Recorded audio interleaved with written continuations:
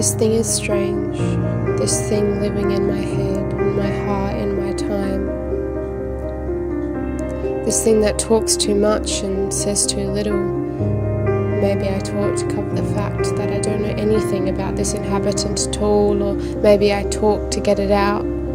The idea of me is like a poison, tarnishing this miracle of incubation. I seek freedom, I'm always seeking something more. The horizon is circular and answers produce even more questions, and maybe that's why I'm alone.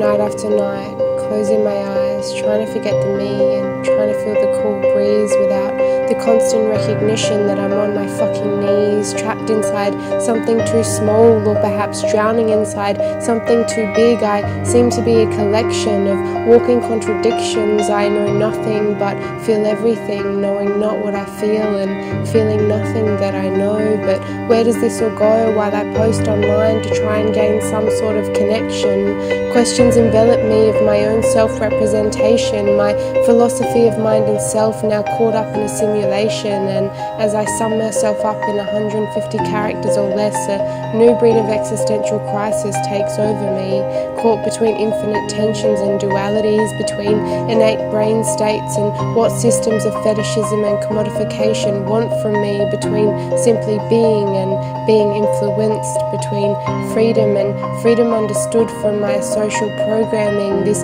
inescapable human filter forced upon me. And I know what I'm feeling is just a collection of chemical compositions, neurons firing and brain states transpiring, but knowing how they're made doesn't explain why they feel this way. Knowing why I have this pain doesn't make it go away, so I too become a duality, understanding physicalism through my own metaphysicalist reality, born and raised from these tensions within me.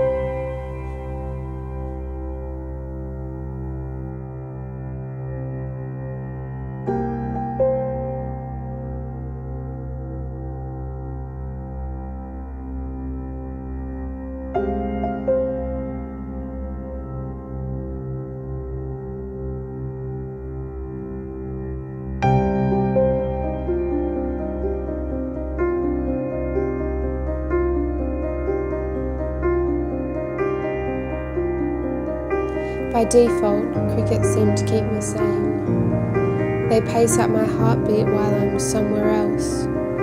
The night sky changes a little bit every time I look at it and shines like a beautiful black beast that stalks me, twinkles like a voice whispering you are still alive, and alludes like doves bearing signs of home. She whispers to me signs of something more whilst being so far away that I can't hear her.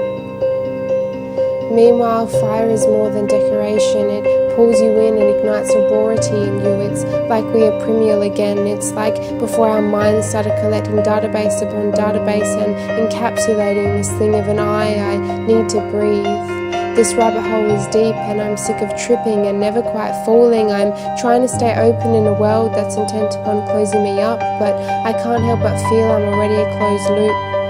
Recycling and repeating the same program inside my own head, so that we're all these detached islands who only share a sea. But I want to see again, like before my mind started deciding what's important or who I am or what the colour of her skin reminds me of. I feel imprisoned by a body that filters through reality. I feel held back by whatever the fuck makes up the concept of me. I want to touch something. I want to swim through your island and feel your inner synapses, or better yet, I want to meet you out there in the home of that something else that keeps me up at night.